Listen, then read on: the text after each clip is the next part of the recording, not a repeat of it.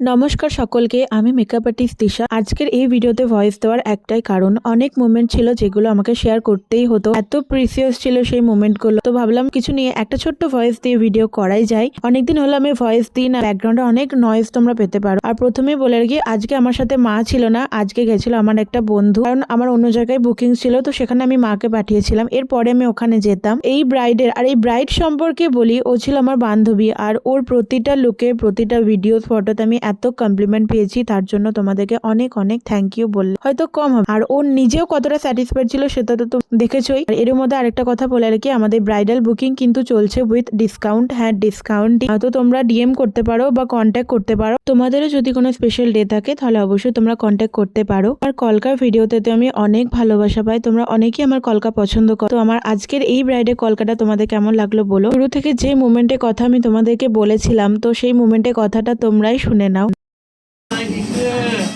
ভালো হয়েছে সাজানো।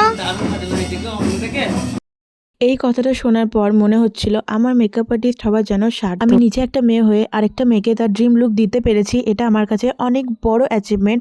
আরো অনেক নতুন নতুন লুক দেখার জন্য আমার পেজটাকে তোমরা অবশ্যই ফলো করো এবং লাইক করো।